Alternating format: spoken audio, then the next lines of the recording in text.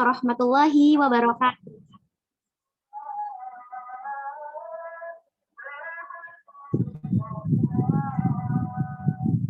Insya Allah suara Ana jelas ya. Alhamdulillahirabbil alamin. Hamdan syakirin, hamdan na'imin, hamdan yuwafi ni'amahu wa yukafihu mazidah. Alhamdulillah, alhamdulillah, alhamdulillah. Majelis kajian air mata murojaah kali ini masuk putaran ke-8. Dan untuk hari ini kita akan mulai seri ke-6. Masya Allah, alhamdulillah. Kita sudah masuk ke seri ke-6 dari 10. Dari 10 seri. Dengan tema kali ini, agar hafalan mungkin di akhirat. Masya Allah. Mari kita mulai kajian Majelis Air Mata Murojaah putaran ke-8 ini dengan sesi murojaah surat Al-Baqarah ayat 62 sampai 69 yang akan dipimpin oleh Ustadz Muhammad Ulfi Yahya. Pada Ustadz Muhammad Ulfi Yahya, waktu dan tempatnya kami persilahkan.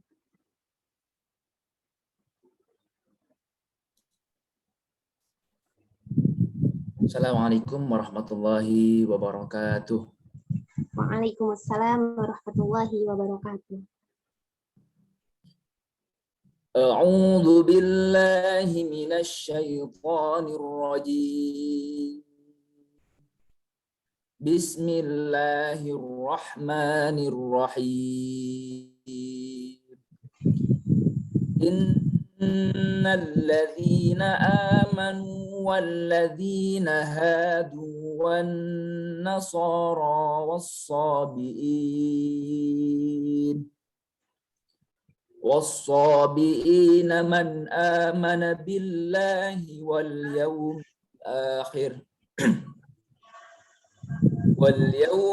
akhir wa amila salihan falahum ajruhum 'inda rabbihim wala khawfun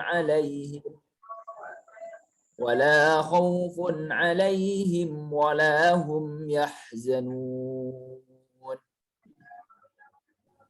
Wa idh akhadna mitsaqakum wa rafa'na fawqakumut tur khudhu ma atainakum biquwwatin wadhkuru ma fihi la'allakum tattaqun. Summa tawallaytum min ba'di dzalika falawla fadlullahi 'alaikum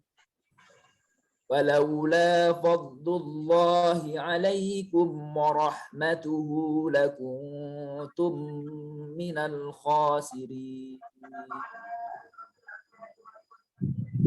وَلَقَدْ عَلِمْتُمُ الَّذِينَ اعْتَدَوْا مِنكُمْ فِي السَّبْتِ فَقُلْنَا لَهُمْ كُونُوا قِرَدَةً خَاسِئِينَ فَجَعَلْنَاهَا نَكَالًا لِمَا بَيْنَ يَدَيْهَا وَمَا خَلْفَهَا وَمَوْعِظَةً لِلْمُتَّقِينَ. وَإِذْ قَالَ مُوسَى لِقَوْمِهِ إِنَّ اللَّهَ يَأْمُرُكُمْ أَن تَذْبَحُوا بَقَرَةً قَالُوا أَتَتَّخِذُنَا هُزُوًا قَالَ أَعُوذُ بِاللَّهِ أَنْ أَكُونَ مِنَ الْجَاهِلِينَ. قالوا ادع لنا ربك يبين لنا ما هي قال إنه يقول إنها بقرة لا فارض ولا بكر عوان بين ذلك فافعلوا ما تؤمرون. قالوا ادع لنا ربك يبين لنا ما لونها قال إنه يقول إنها بقرة صفراء كأنها بقرة صفراء فاقع لونها تسر الناظرين صدق الله العظيم. Sadaqallahul azim wa sadaqallahu nabiyul karim. Alhamdulillah, alhamdulillah. Syukran Ustadz Muhammad Lutfi Yahya.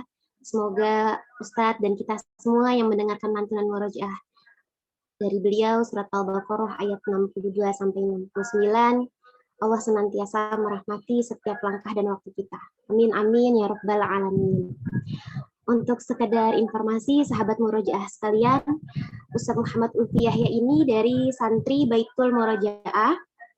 Untuk saat ini, santri Baitul Murojaah kami membuka donasi infak bagi sahabat murojaah yang ingin menjadi wasilah atau jariah mungkinnya hafalan para santri. Kami menerima berupa uang, bahan makanan, atau bahan pokok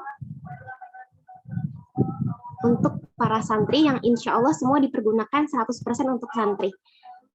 Insya Allah tidak ada yang sia-sia karena kita akan mendapatkan pahala hafalan Qur'annya beliau. Bagi teman-teman sahabat murojaah yang ingin menginfakkan sebagian rezekinya untuk Baitul Murojaah, nanti bisa langsung chat admin Indonesia Murojaah. Semoga rezeki kita dilapangkan selalu dan berkah selalu oleh Allah. Amin amin ya rabbal alamin. Alhamdulillahirabbil alamin. Kiai Haji Deden sudah membersamai kita. Bismillah, langsung kita mulai aja. Sahabat Murojaah, Assalamualaikum Kang Haji.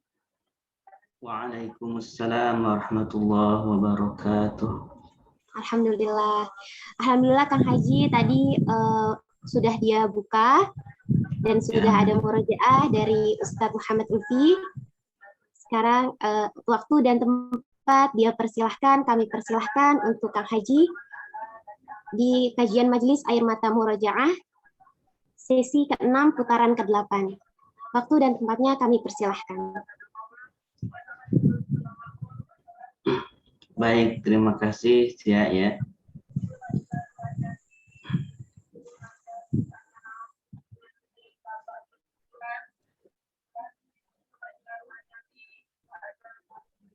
Bismillahirrahmanirrahim.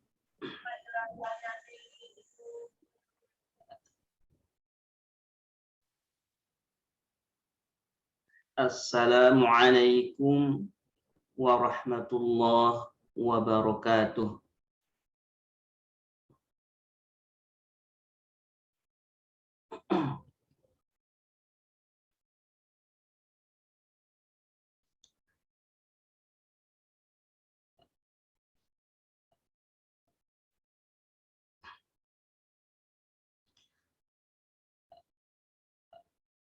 Alhamdulillahi ala tanzilih. Wassalatu wassalamu ala rasulih. Sayyidina Muhammadin wa sahbihi wa alihi.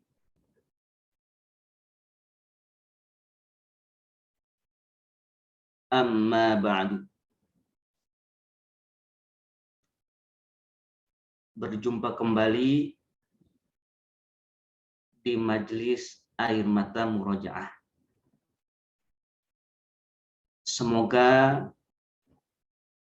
mata yang hari ini tentram melihat ayat-ayat Al-Quran, mata yang hari ini menatap mushaf Al-Quran adalah mata yang tidak akan pernah menangis di akhirat nanti. Adalah mata yang tidak akan bersedih di akhirat nanti.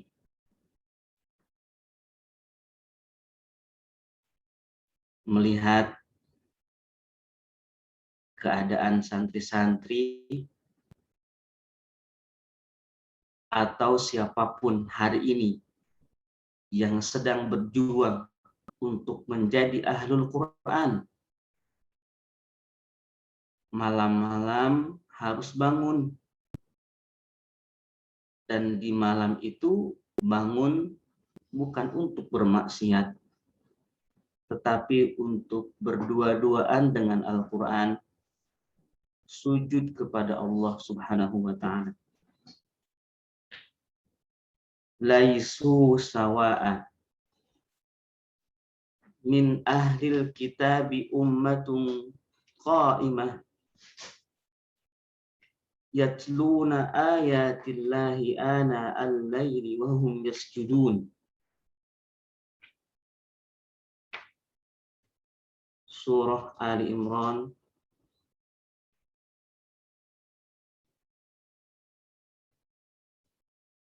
ayat 113. Laisu sawa'a, mereka tidak sama.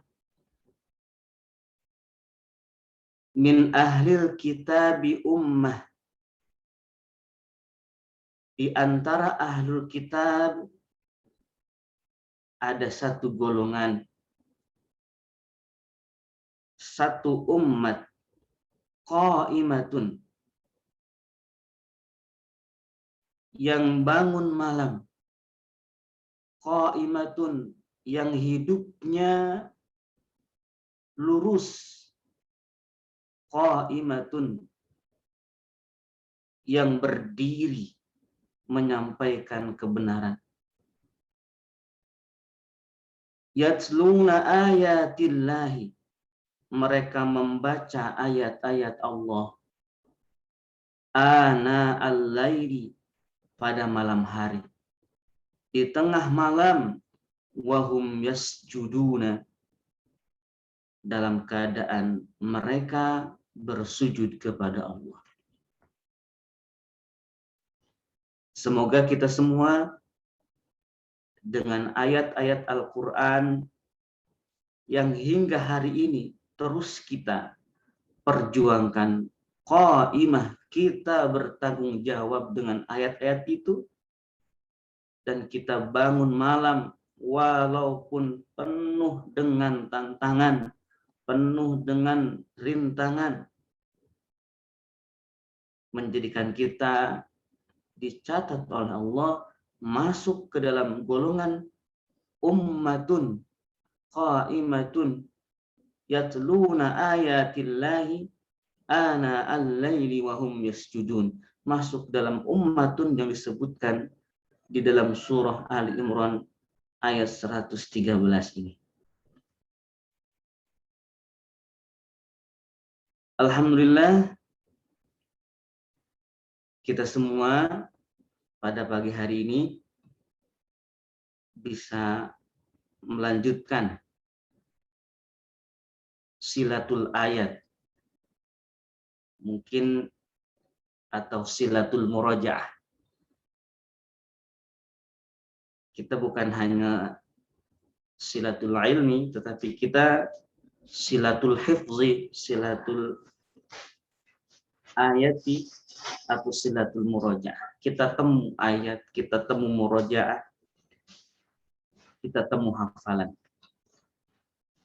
Kita ceritakan hafalan kita, bukan hanya hafalan-hafalan untuk kemudian hafalan itu dipertontonkan, atau hafalan-hafalan itu menjadi alat-alat kesombongan, tetapi justru hafalan itu menjadi pengingat akan pertemuan kita di akhirat nanti. Alangkah rugi kalau kita bisa bertemu di dunia tetapi tidak bisa bertemu di surganya Allah Subhanahu wa Ta'ala. Kita akan membahas hafalan mutqin, agar hafalan mutqin di akhirat. Sejujurnya ini cita-cita tertinggi hafiz Quran. Cita-cita tertinggi siapapun yang diberikan hafalan Al-Quran, yaitu hafalannya bisa terbawa sampai akhirat. Hafalannya bisa menjadi cahaya di akhirat nanti, yang bisa menerangi, bukan hanya menerangi dirinya, tetapi menerangi orang-orang yang dicintainya. Bagaimana tidak, katanya mahkota itu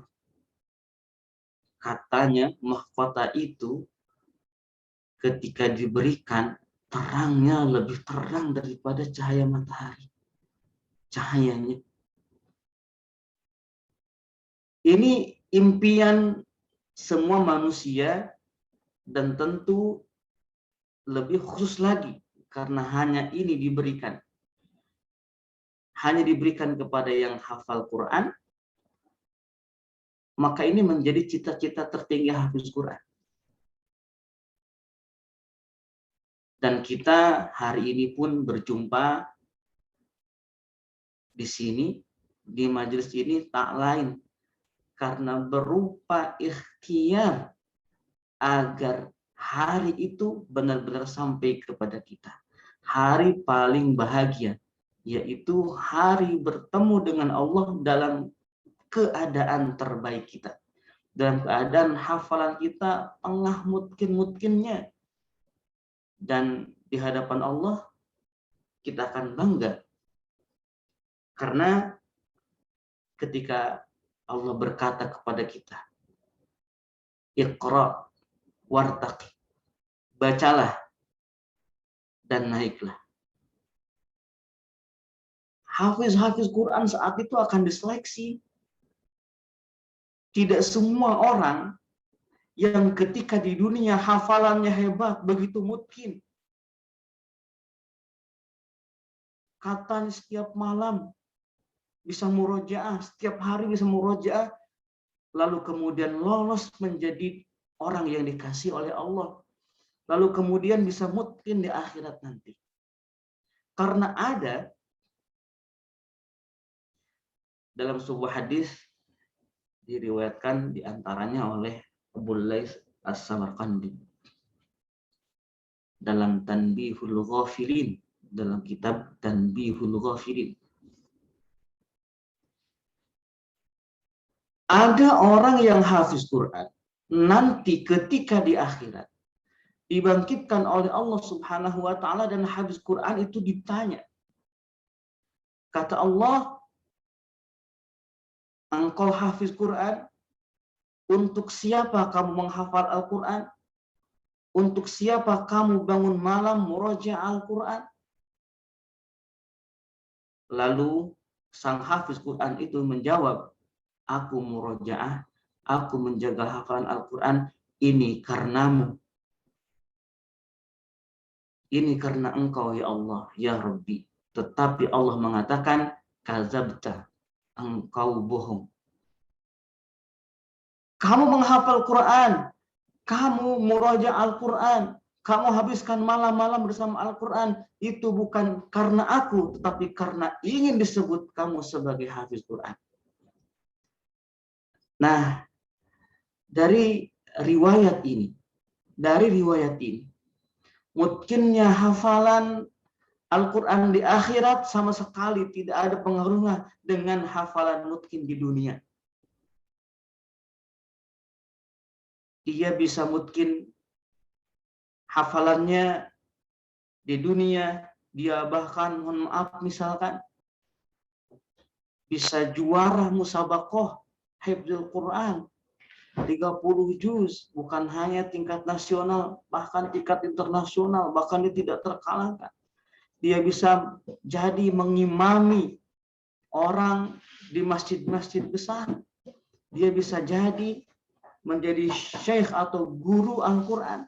Tetapi ketika di akhirat ternyata hafalannya hilang, tidak ada, dan tidak dianggap oleh Allah Subhanahu wa taala semua murojaah selama di dunia ini, karena ternyata terselip di dalam hatinya ada niat dengan hafalan Quran ini untuk selain Allah. Ada hafalannya yang tidak dipersembahkan untuk Allah Subhanahu wa taala, tetapi untuk yang lain, untuk hal-hal dunia. Ini yang pertama, ternyata yang menyebabkan hafalan Al-Qur'an mungkin itu di akhirat itu tidak ada satupun hafalan. Tidak ada satupun ayat yang dibaca, tidak ada satupun ayat yang dihafal, tidak ada satupun ayat yang dimurojaah kecuali seluruhnya untuk Allah Subhanahu wa taala. Hari ini, saat ini Allah begitu dekat dengan kita. Karena saat-saat terdekat seorang hamba, saat-saat terdekat seorang hamba dengan Allah adalah saat-saat di mana seorang hamba itu sedang bersama ayatnya, sedang bersama ayat-ayat Allah Subhanahu wa taala. Kita beruntung kalau kita ketika di akhirat nanti, kita beruntung kalau ternyata kita di akhirat nanti punya waktu. Kita punya waktu. Waktu apa? Waktu yang ketika kita hidup di dunia, kita sedang bersama Al-Quran. Kita sedang berjuang untuk menjadi Ahlul Quran. Sampai biasanya yang serius menjaga Al-Quran, di Baitul Murojaah itu, di Baitul Murojaah, Masya Allah, santri-santri bahkan harus meninggalkan aktivitasnya di luar sana karena satu tujuan, agar benar-benar bisa khusus waktunya itu untuk Al-Quran, dan itu tidak dilakukan kecuali karena Allah. Jangan sampai ada niat yang lain selain karena Allah. Jangan sampai ada satu ayat yang kita baca, yang kita hafal, yang kita murojaah, dan itu bukan untuk Allah. Karena hafalan yang seperti itu meskipun mungkin di dunia tidak akan pernah bisa terbawa sampai ke akhirat. Dan ketika di akhirat lenyap semua, dan ketika di akhirat semua amalan ketika di dunia itu dihilangkan, tidak ada nilainya sama sekali di mata Allah Subhanahu wa ta'ala. Kemudian kita akan membaca surah Al-Furqan.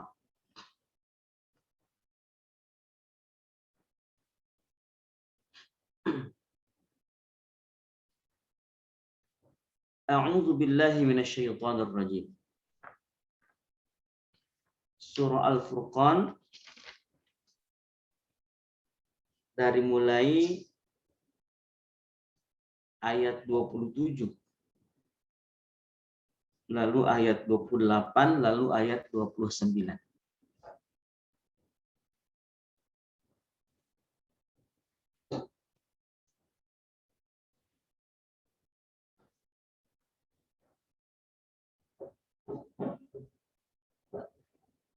A'udzu billahi minasyaitonir rajim.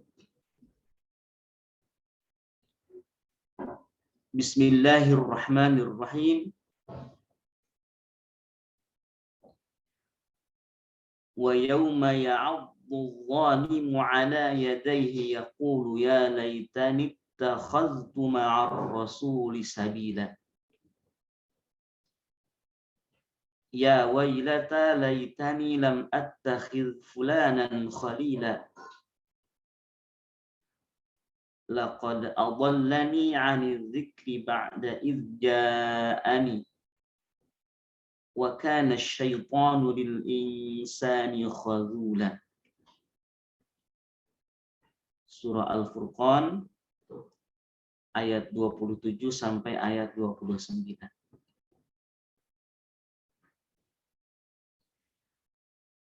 Wa yauma ya'addu dhalimu 'ala yadayhi. Dan ingatlah pada hari ketika orang-orang zalim menggigit dua jarinya.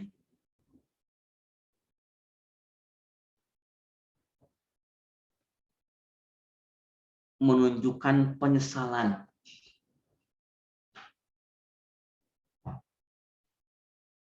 Sia-sia semua yang telah dilakukannya selama hidup di dunia. Yaqulu, ia berkata, ya laitani ittakhadhtu ma'ar rasuli sabila. Wahai, sekiranya dahulu aku mengambil jalan yang lurus bersama Rasul.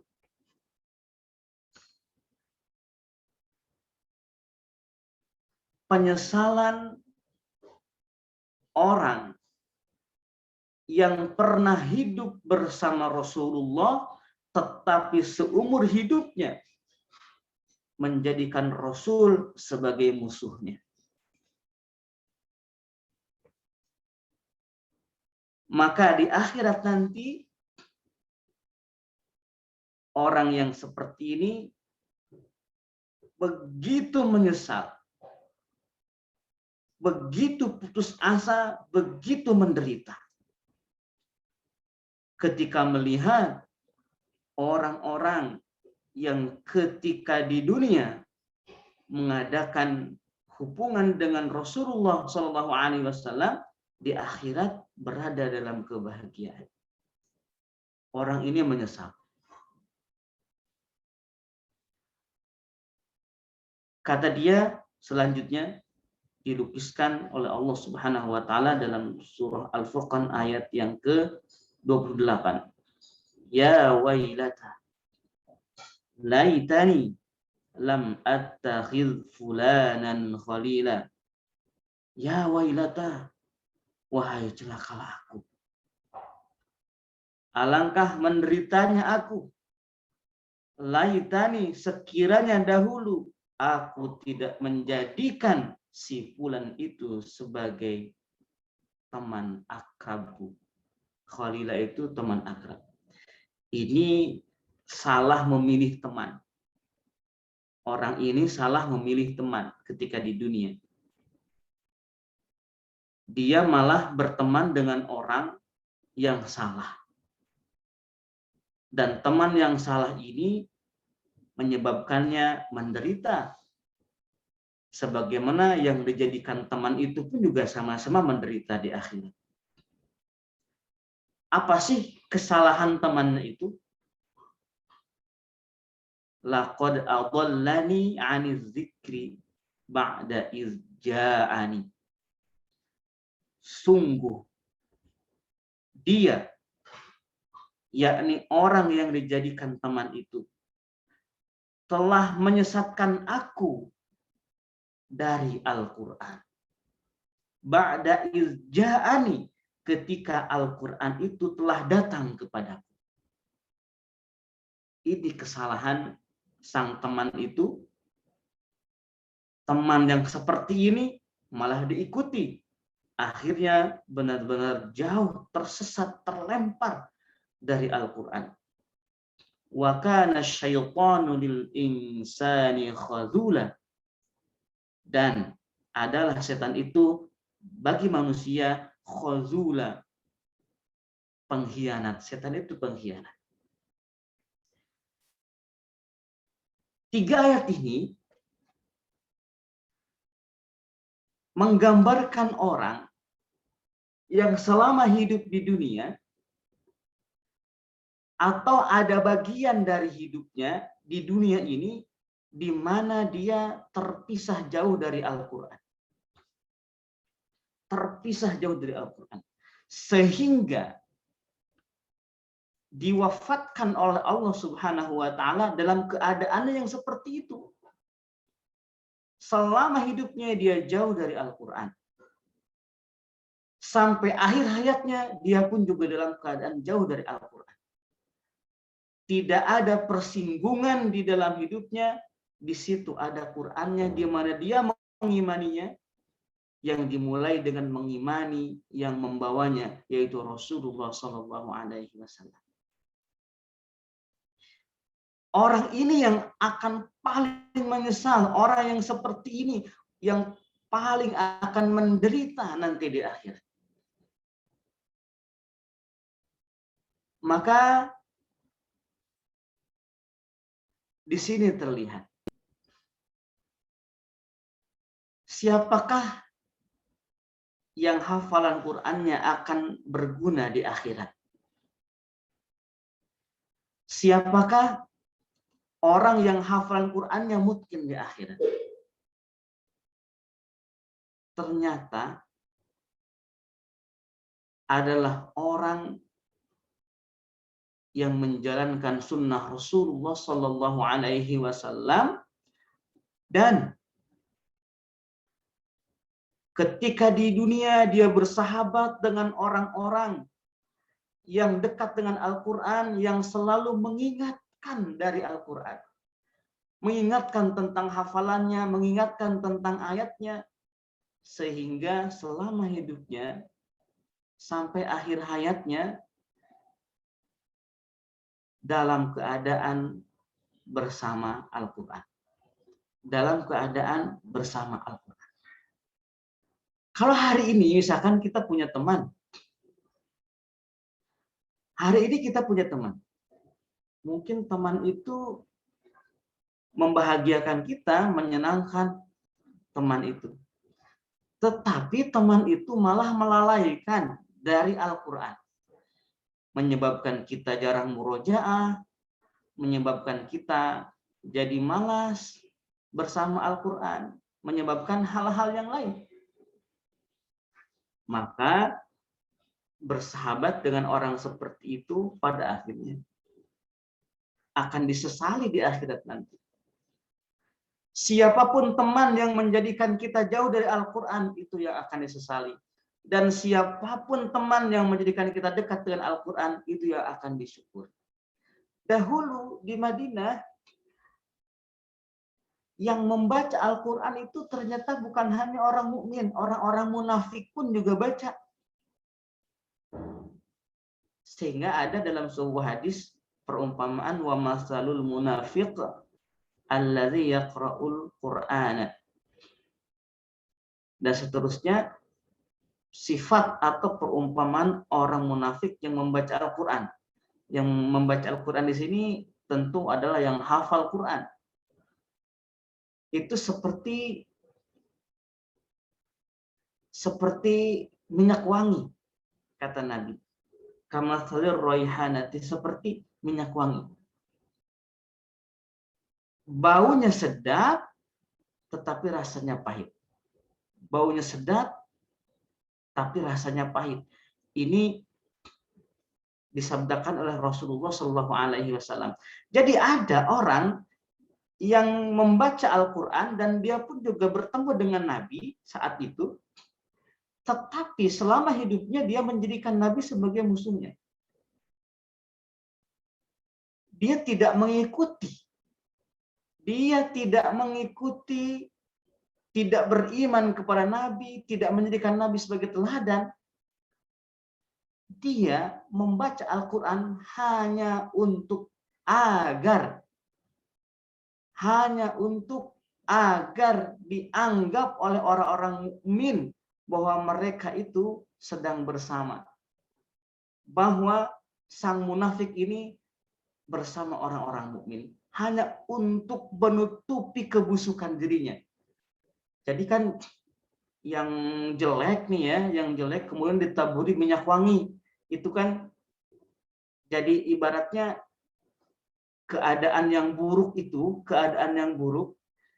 oleh seorang munafik ini kan buruk, tetapi dia berusaha untuk menutup keburukannya dengan cara membaca Al-Quran, dengan cara menghafal Quran, maka jadi wangi itu. Bau busuknya dia tutupi dengan itu. Orang yang seperti ini adalah orang yang tidak akan pernah berharga hafalannya. Tidak akan pernah terbawa sampai akhirat nanti. Jadi dari surah Al-Furqan ini kita bisa melihat bahwa pentingnya seorang hafiz Quran meneladani Rasulullah SAW dalam kehidupan sehari-harinya. Karena Rasulullah adalah Al-Quran yang berjalan. Kalau kita melihat ayat, maka setiap ayatnya itu adalah Rasulullah. Kenapa? Karena tidak ada satupun ayat di dalam Al-Quran kecuali seluruhnya itu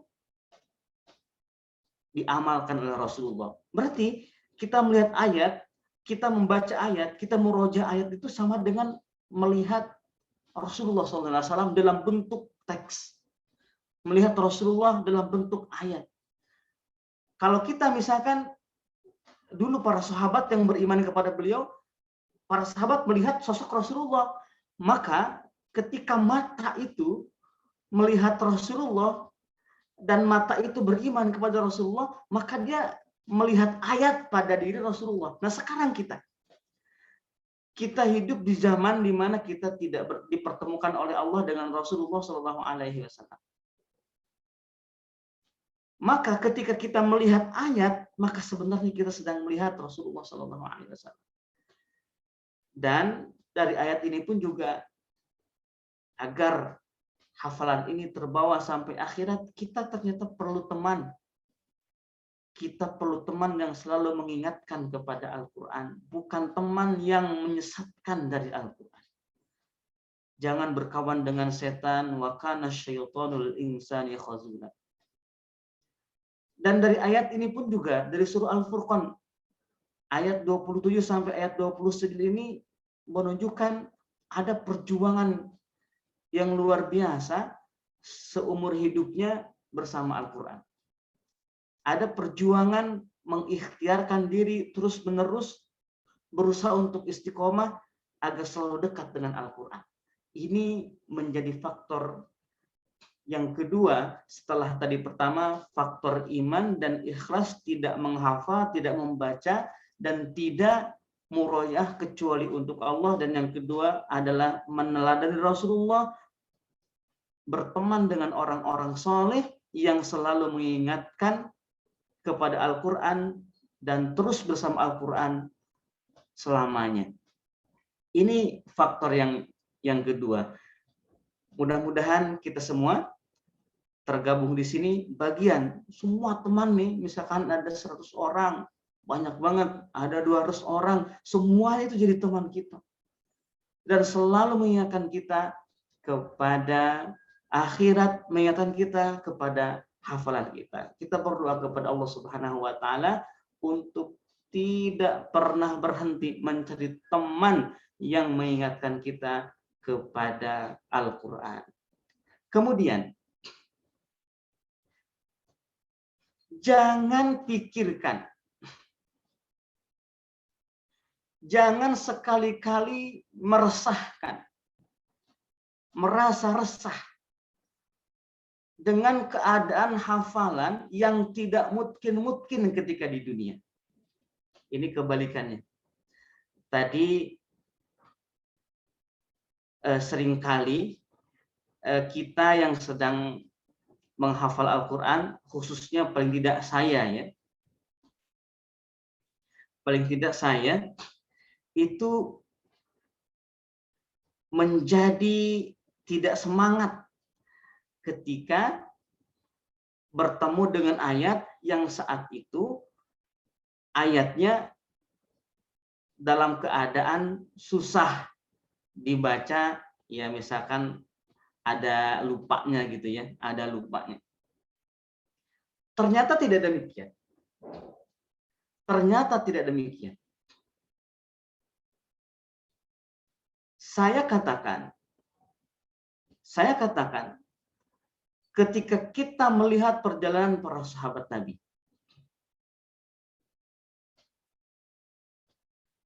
bahwa siapapun yang seumur hidupnya dia berjuang bersama Al-Quran, dia berusaha untuk istiqomah, dia hafalkan ayat demi ayat, satu ayat, dan dia ulang terus, dan dia berharap kepada Allah Subhanahu wa taala, Dia lakukan itu tak lain hanya karena Allah. Banggakah kita ketika kita di dunia ini malam bangun baca Al-Quran, murojaah Al-Quran, paginya pun juga sama. Di tengah aktivitas dan kesibukannya yang diutamakan itu adalah Quran lagi, Quran lagi, Quran lagi, murojaah lagi, murojaah lagi, murojaah lagi. Sampai mata menjadi merah gara-gara misalkan tidurnya sedikit. Atau badan menjadi kurus gara-gara memperjuangkan Al-Quran ini. Dan lain-lain, resiko-resiko dunia, kelezatan-kelezatan dunia menjadi hilang. Tidak sempat kita menikmati hal-hal yang biasanya dinikmati orang di dunia karena kita sedang memperjuangkan Al-Quran. Tetapi selama kita memperjuangkan Al-Quran, mohon maaf, misalkan itu hafalan nggak mungkin, ini gimana ceritanya? Meskipun sudah berjuang, ini hafalan selalu lupa saja. Tetapi setiap kali lupa, kita tidak pernah putus asa untuk berusaha. Setiap kali ada yang lupa, bahkan misalkan lupa lagi semuanya, kan ada yang seperti itu. Ada yang seperti itu, lupa lagi misalkan semuanya, maka setiap kali ada yang lupa, maka setiap kali itu pula tidak sedikit pun ada futur dalam hati.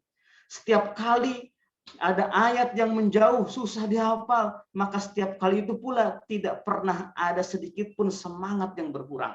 Terus murojaah.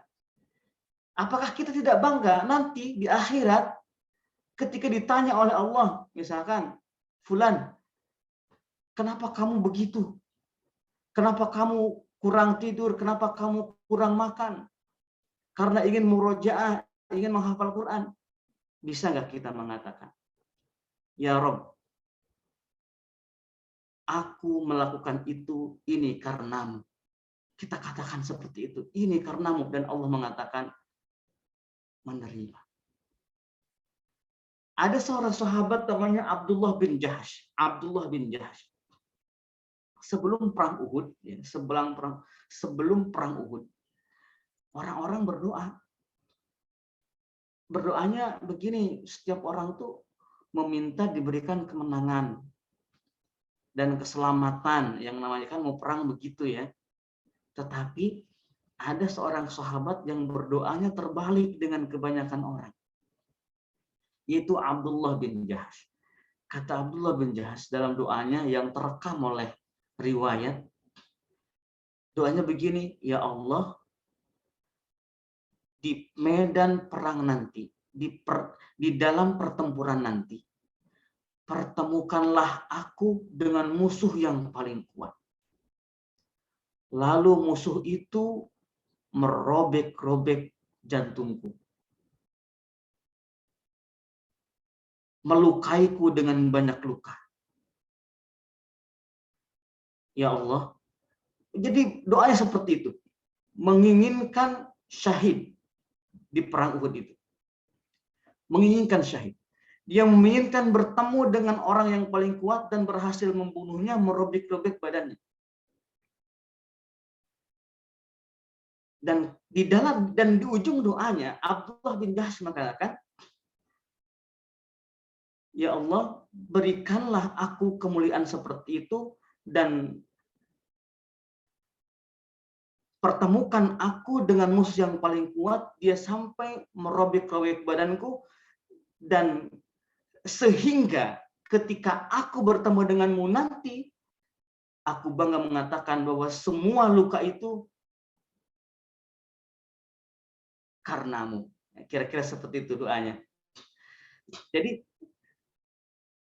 seorang sahabat yang bernama Abdullah bin Jahsh ini menginginkan dan dia merasa bangga ketika berjumpa dengan Allah bersama luka-luka itu. Luka-luka yang didapatkannya di jalan Allah. Nah sekarang seorang hafiz Quran, bagaimana dia tidak bangga? Bertemu dengan Allah nanti di akhirat. Bertemu dengan Allah nanti di akhirat. Dengan hafalan Qurannya yang baik. Bersama semua jejak-jejak perjuangannya, jejak-jejak kelelahannya, bersama dengan matanya yang sembab, bersama dengan badan yang kurus misalkan, ya. Bagaimana tidak bangga? Bertemu dengan Allah dalam keadaan pada diri kita ada jejak-jejak keikhlasan, ada jejak-jejak perjuangan untuk meraih bersama Al-Quran.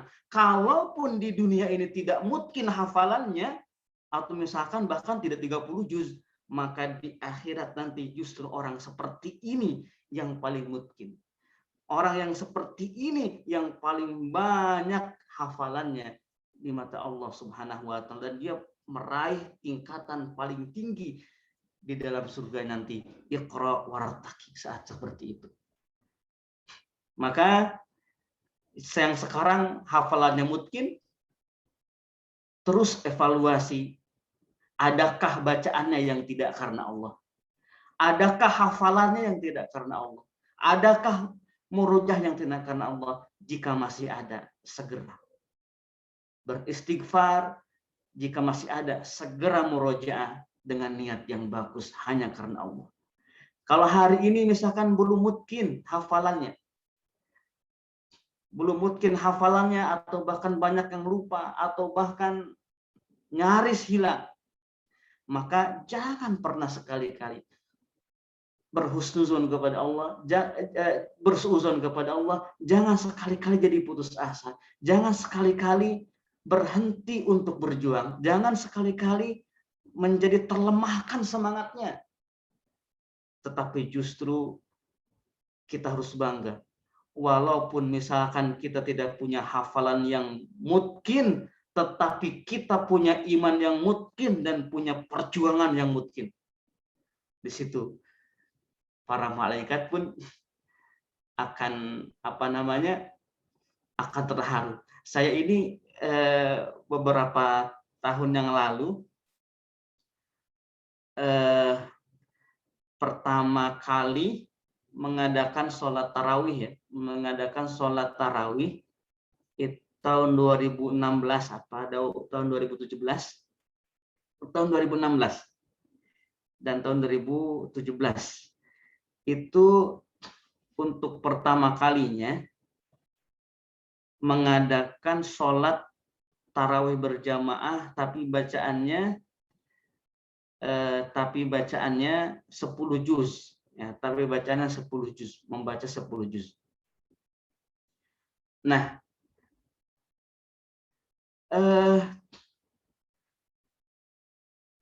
saya merasakan saat itu, ketika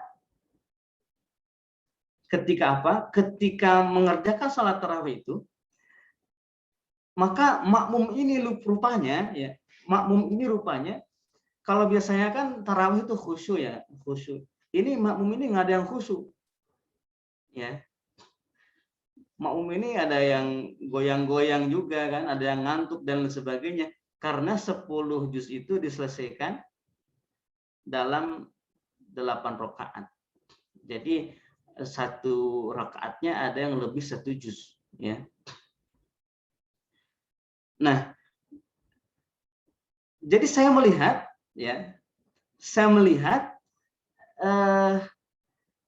rupanya ada yang masang kamera di depan, ya, ada yang masang kamera di depan.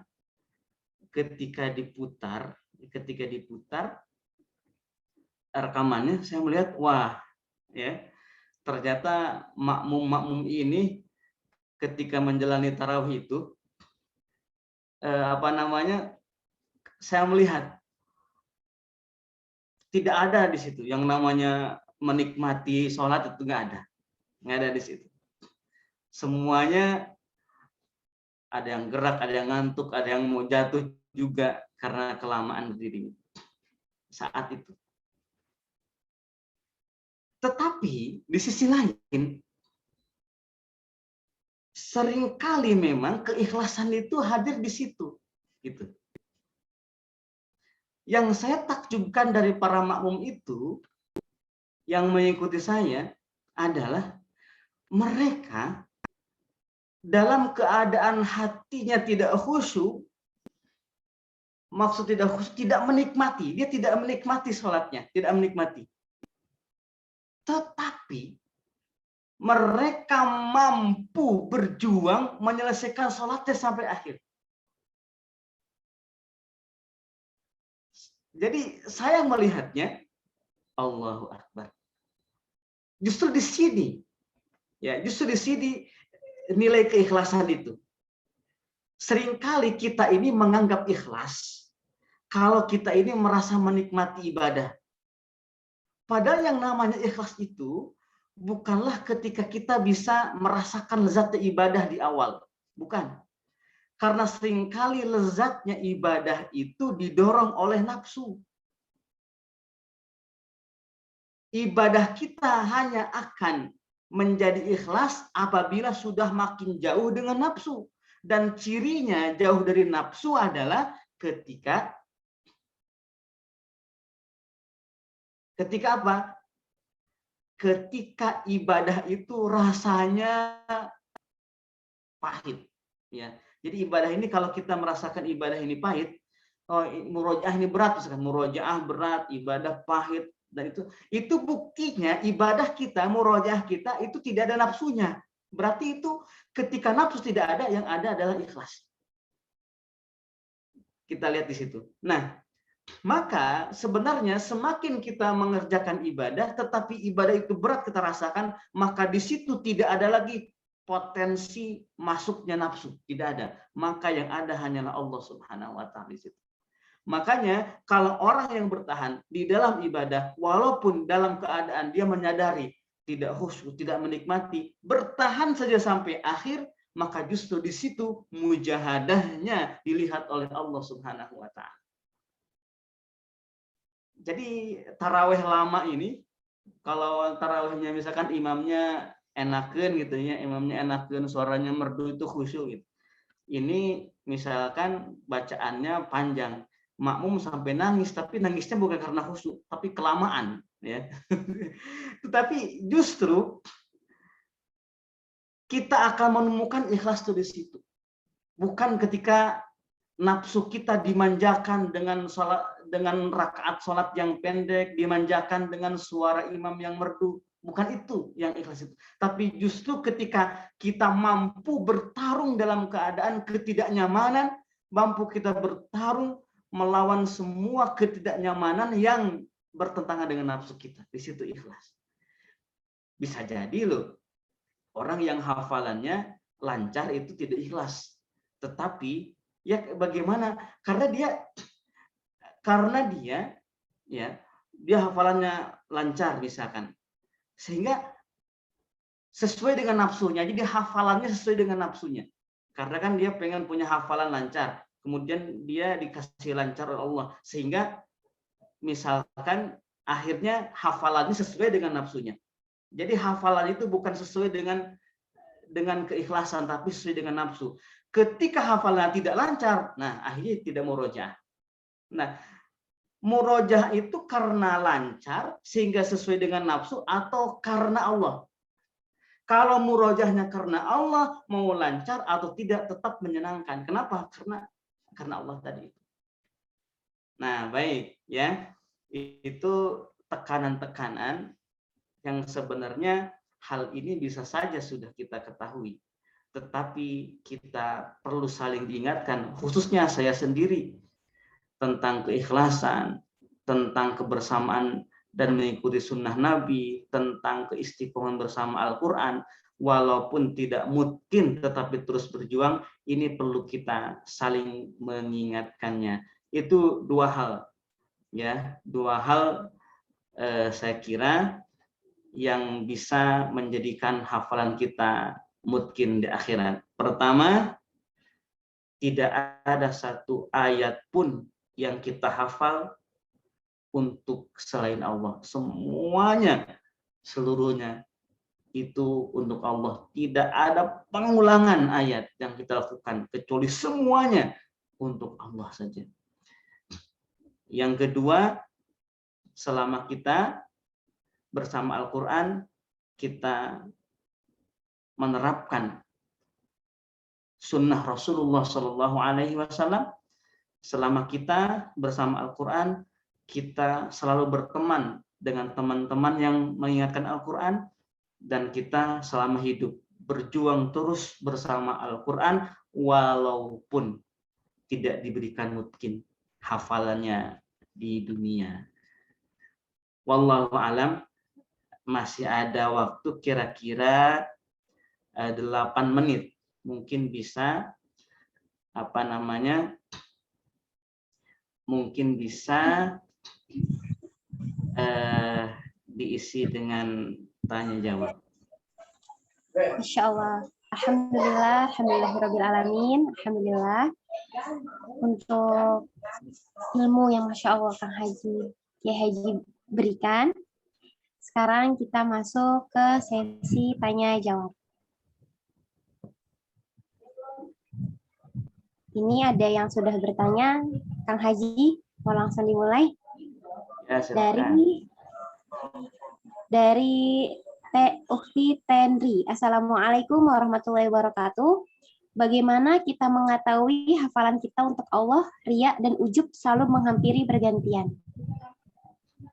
Silahkan dijawab, Kang Haji. Baik, cara kita mengetahui hafalan kita hanya Allah adalah ketika kita tidak pernah berhenti untuk menjaganya. Karena yang tidak karena Allah tidak akan pernah bisa bertahan lama. Jangan pikirkan, aduh ini saya ujub, bacaan saya ria. Selama hafalan itu kita jaga dengan porsi yang sangat banyak setiap harinya dengan istiqomah, maka ujub dan ria tidak akan pernah bisa bertahan selamanya. Murojaah yang istiqomah, murojaahnya yang terus-menerus tanpa henti, maka ujub dan rianya tidak akan pernah bisa istiqomah bersama kita. Insya Allah itu saja sebenarnya, ya, sampai akhir hayat nanti barulah kita merasakan. Dan kalau kata kakek saya itu, yaitu orang yang istiqomah itu akan benar-benar merasakan bahwa dirinya istiqomah dan untuk Allah, ya nanti di alam kubur ketika hari kiamat dia bersama Quran nggak saat itu. Nah kalau bersama Quran saat itu berarti memang selama di dunianya dia istiqomah dan hanya untuk Allah saja. Wallahu a'lam. Masya Allah, begitu ya Ukti Tenri. Jadi pastikan kita menghafal karena Allah. Terima kasih banyak Kang Haji. Selanjutnya ada pertanyaan dari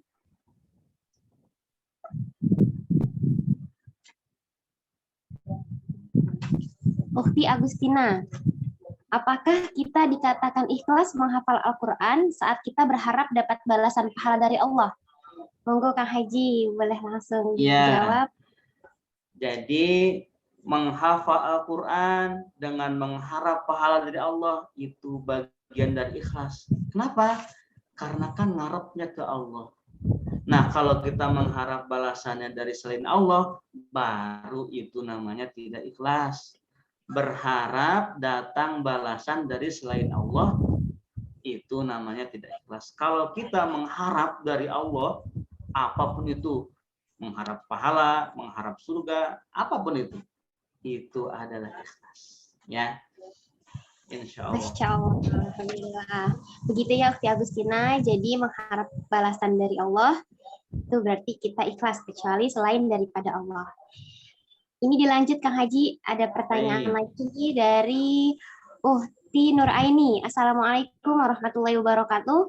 Afwan izin bertanya Ustadz, bagaimana cara tetap menjaga keistiqomahan murojaah dan ziyadah Al-Quran saat sedang menjalani tugas skripsi kuliah?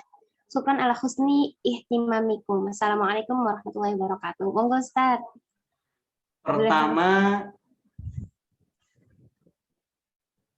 gunakan waktu awal sebelum melakukan aktivitas yang lain. Waktu awal itu untuk Al-Quran. Misalkan kita bangun di awal pagi. Bangun jam 2.30. Maka di waktu itu jangan diisi dengan tugas kuliah, jangan diisi dengan skripsi, tetapi di waktu itu hanya isi untuk Al-Quran saja. Kalau kita sudah bisa mengisi awal hari kita, kita bisa melihat ayat sebelum melihat dunia. Ini mata nih. Hati dan tangan otak ini digunakan pertama kali bersinggungan dengan ayat sebelum bersinggungan dengan yang lain. Maka itu hari-hari setelahnya, waktu-waktu setelahnya akan menjadi berkualitas. Itu yang pertama. Yang kedua, menutup waktu juga dengan Quran, menutup waktu dengan Al-Quran. Jadi seharian menjalankan aktivitas, tugas, skripsi dan lain-lain, maka kan kita ada selesainya tuh. Nah, selesainya itu jangan dulu tidur sebelum kita memulai lagi bersama Al-Quran. Jangan pikirkan misalkan nanti takut lupa, nanti nggak mungkin. Jangan. Istiqomahkan saya seperti itu. Awali hari dengan murojaah dan tutup hari dengan murojaah. Maka antara murojaah ke murojaah itu adalah waktu yang berkualitas, waktu yang menjadikan skripsinya berkah tuh, kuliahnya jadi berkah. Dan yang ketiga, kita punya sholat yang 5 waktu. Prioritaskan. Waktu sholat itu adalah waktu di mana kita bisa mengulang hafalan dan bisa menambah hafalan. Dan harus diingat bahwa untuk menambah hafalan itu tidak perlu waktu yang lama. Tidak perlu waktu berjam-jam. Hafalkan saja misalkan dalam 15 menit setiap waktu sholat. Ataupun juga untuk murojaah, tidak perlu punya waktu yang lama.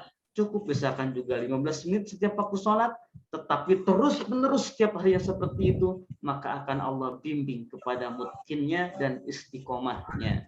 Ini kan pertanyaannya istiqomah, bukan mutkin ya. Karena itu penting. Jadi istiqomah itu lebih penting daripada mutkin. Wallahu a'lam. Masya Allah, alhamdulillah.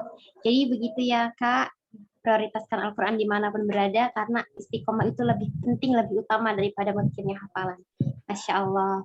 Ini dilanjut lagi ya Kang Haji, masih banyak yang bertanya. Baik, silakan. Melalui via chat.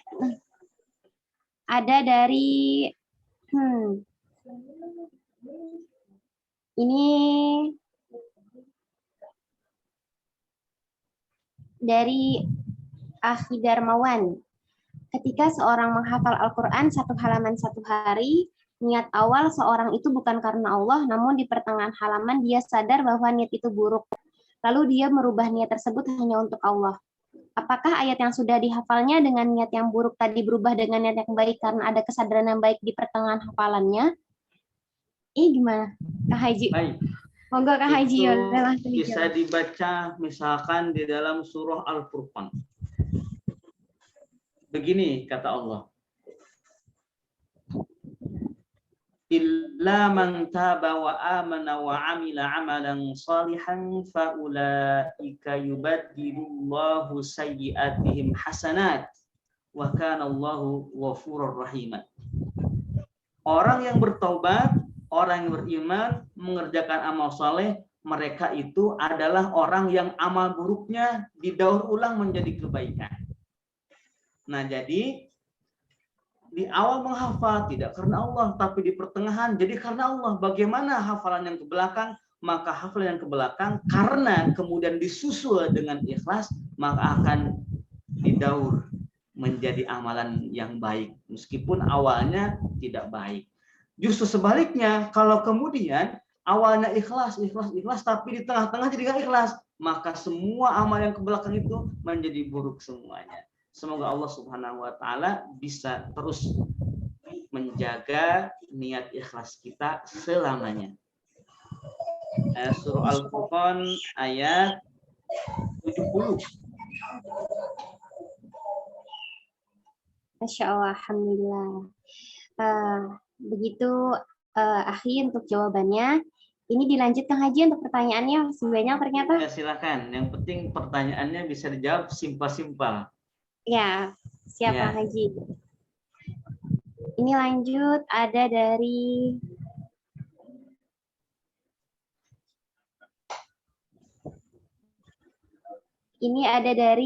Ahi Muhammad Aldi. Bagaimana tanggapan Ustadz ketika ada seleksi beasiswa untuk penghafal Al-Quran? Kalau menurut saya jelas ada beasiswa seleksi untuk menghafal Quran, buru-buru daftar. Karena ikhlas kita tidak akan pernah bisa kita ketahui kalau belum diuji.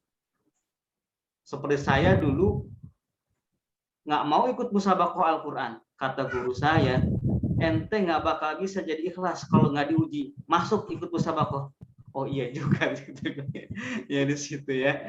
Ya kalau orang misalkan ikhlas penjagaan tapi dia tidak berani bertempur di luar, maka itu tidak akan teruji ikhlasnya. Justru orang yang teruji ikhlasnya itu adalah orang yang seperti itu. Wallahu a'lam. Masya Allah, begitu ya Aldi. Jadi kalau ada beasiswa, membuktikan cara ikhlas dengan ikut aja beasiswanya. Ini dilanjut lagi ya Kang Haji. Baik. Ada Dua lagi dari deh, dua lagi. dua lagi, oke, dua lagi. Ini Ana pilih secara acak ya, sahabat Murojaah. Jadi semoga yang Ana baca pertanyaannya, insya Allah beruntung ini. Ada dari tidak ada namanya. Assalamualaikum, Afwan Ustadz. Bagaimana cara atau metode menghafal cepat dan mudah? Terima kasih. Ya. Metode menghafal cepat dan mudah. Pertama, niatnya yang ikhlas. Jangan karena selain Allah, persembahkan hafalannya untuk Allah. Yang kedua, lakukan dengan bacaan yang betul. Tidak ada lagi bacaan yang salah. Yang ketiga, harus tetap senang dan bahagia ketika menghafal. Allah tidak kasih hafalan, tetap bahagia, karena ternyata kebahagiaan itu bukan hanya ketika Allah kasih hafalan, tetapi ketika Allah kasih waktu dan kesempatan untuk bisa menghafal, itu nikmat besar. Jadi istilahnya, jagalah perasaannya, jangan baperan, fokus ke Allah Subhanahu wa taala, maka Allah nanti kasih hafalan yang cepat, hafalan yang mudah. Sip lah pokoknya kalau udah bisa kayak begitu.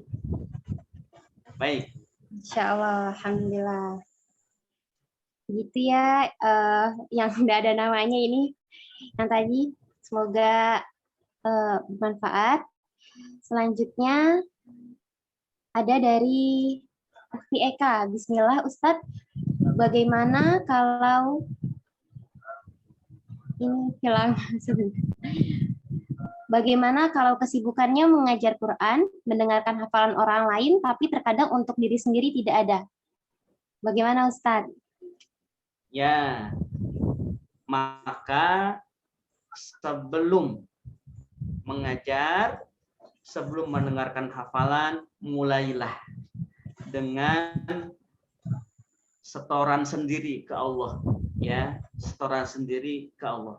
Maka nanti hasilnya itu santri-santrinya jadi hebat nanti, karena diajarkan oleh gurunya yang sebelum dia mengajar santrinya, dia setoran dulu kepada Allah Subhanahu wa taala. Misalkan setoran jam 7, ya sudah mulailah dari jam 6. Jadi jadwalnya itu, misalkan jadwal ngajar itu jam 7.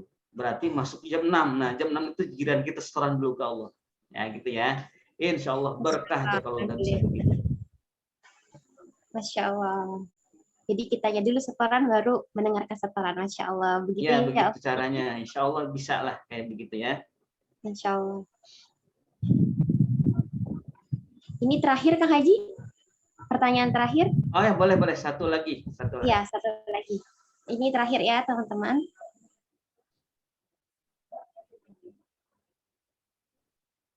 Izin bertanya Ustadz, dari Ukti Husnaya. Kebetulan saya guru tahfiz di boarding, banyak anak-anak menghafal agar bisa mengikuti wisuda tahfiz di akhir tahun. Niatnya karena Allah dan juga ingin membanggakan orang tua. Apakah itu sudah dinilai benar? Dan yang kedua, banyak ditemukan macam-macam siswi dengan berbagai metode hafalan. Ada anak yang susah, ada yang cepat. Apakah benar Ustadz, otak itu berbeda-beda kapasitas berlaku untuk menghafal Al-Quran? Baik. Yang dilakukan menghafal untuk bisa wisuda dengan tujuan membanggakan orang tua, memberi rasa bangga kepada orang tua, dan tentu karena Allah. Itu bagus dan ya, itu bagus dan ciri bahwa perjuangannya selama ini untuk mencari wisuda itu karena Allah, maka dia setelah wisuda akan terus mengulang hafalannya atau menambah hafalannya kalau ternyata belum selesai. Nah, apakah otak manusia ini ada kapasitasnya tersendiri untuk hafalan Al-Quran? Otak manusia memang beda-beda, ya, memang beda-beda. Ada yang cepat menghafalnya, ada yang lambat, ada yang kuat juga, ada yang tidak kuat hafalannya. Tetapi semua otak sama. Dalam hal apa? Dalam hal kemuliaan dari Allah. Otak yang bersinggungan dengan ayat, apakah cepat atau lambat atau lupa lagi atau mungkin di sini, maka semua otak itu mulianya sama. Dia hanya akan tidak mulia apabila dia menghentikan menghafalnya. Allahu a'lam. Masya Allah, alhamdulillah. Begitu ya Uhti, alhamdulillah. Banyak pertanyaan juga yang masih belum terjawab. Semoga di lain waktu. Baik, dia mungkin Kang Haji undur diri terlebih dahulu. Terima kasih semuanya kepada pengurus Indonesia Murojaah dan semua yang hadir. Saya doakan semoga semua yang hadir ini diberikan oleh Allah Subhanahu wa taala hafalan yang mungkin di akhirat nanti, dijaga hati oleh Allah, dijaga hafalan oleh Allah Subhanahu wa taala. Mudah-mudahan kita bertemu di surganya Allah. Kita saling mendoakan. Wallahu a'lam. Assalamualaikum warahmatullahi wabarakatuh. Jazakallah khair Kang Haji. Semoga Kang Haji senantiasa sehat dengan naungan kasih sayangnya Allah. Terima kasih banyak sudah membersamai kajian kita di pagi kali. Alhamdulillah, selanjutnya ini ternyata Masya Allah, untuk pertanyaan yang belum terjawab, semoga Indonesia Murojaah lain waktu bisa merangkum pertanyaan teman-teman semua. Terima kasih banyak atas antusiasnya. Dan Ana mau memberikan info untuk kita sama-sama fastabiqul khairat, berlomba-lomba dalam kebaikan, memberikan sedikit rezeki kita untuk santri Baitul Murojaah. Untuk sahabat Murojaah, ini ada share screen, bisa dilihat. Kegiatan di Baitul Murojaah 100% kegiatannya gratis. Nah, bagi teman-teman yang ingin mendapatkan berkah penghafal Al-Quran, mendapatkan menjadi wasilah jariah mungkin hafalan para hafiz Quran di Baitul Murojaah, bisa ikutan infak sembako dan makan santri Baitul Murojaah dengan daftar maksudnya dengan kabari ke admin infak Murojaah dan ditransfer melalui via BSI. Ini berikut ya, ada link dan nomor teleponnya. Insya Allah sedikit rezeki yang sahabat Murojaah berikan sangat bermanfaat untuk para santri Baitul Murojaah. Insya Allah juga dapatkan pahala penghafal Qurannya. Infak sembako ini bisa berupa beras, bisa berupa makanan pokok, minyak, garam, gula, teh, kopi, ataupun bisa juga berupa uang. Insya Allah 100% disalurkan untuk para santri Baitul Murojaah.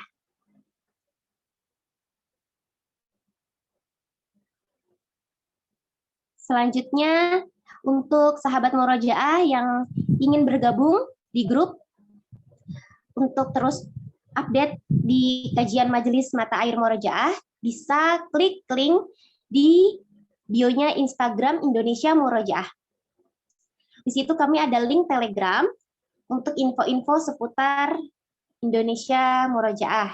Nah, ini juga kami ada infak murojaah untuk sedekah perbaikan. Alhamdulillah kemarin untuk dapur, untuk PAM dan air semua sudah rampung, sudah bisa dipakai. Tapi masih ada beberapa yang kami perlu perbaiki seperti plafon, cat, karena catnya sudah ada yang luntur. Nah, buat teman-teman untuk menjadi jariah bisa juga sedekahnya untuk perbaikan Baitul Murojaah. Insya Allah pahala penghafal Qur'annya teman-teman dapatkan. Amin, amin ya Rabbal Alamin. Sebagai penolong kita di yaumil akhirat nanti.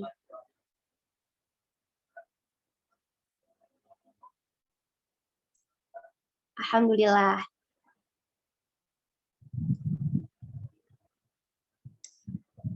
Alhamdulillah kajian pagi ini sudah selesai. Sampai bertemu di kajian pekan minggu depan dengan tema yang pasti tentunya berbeda. Semoga Allah senantiasa membersamai kita semua. Dan semoga kita termasuk orang-orang yang menghafal Al-Quran adalah orang-orang yang benar-benar mukmin, bukan orang-orang yang munafik, orang-orang yang terlihat harum, namun ternyata pahit. Semoga kita dihindarkan dari sifat munafik dan Allah senantiasa membersamai kita dengan sebaik-baik hafalan kita. Walaupun sekarang kita masih terus berusaha memutkinkan hafalan, semoga kelak mutkinkan hafalannya itu berbalas di surganya Allah.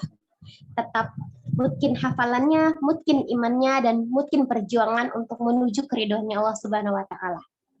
Saya sebagai moderator di pagi kali ini pamit undur diri. Terima kasih banyak untuk semuanya. Dan mohon maaf apabila ada kekurangan, karena sejatinya kelebihan hanya milik Allah, kehilafan hanya milik kita manusia. Semangat selalu sahabat murojaah semuanya. Jazakumullah, jazakumullah ahsanal jazaa. Kita tutup bersama dengan doa kafaratul majlis. Subhanakallahumma wa bihamdika asyhadu an la ilaha illa anta nastaghfiruka wa atubu ilaik. Astaghfirullahaladzim, astaghfirullahaladzim, astaghfirullahaladzim. Wassalamualaikum warahmatullahi wabarakatuh.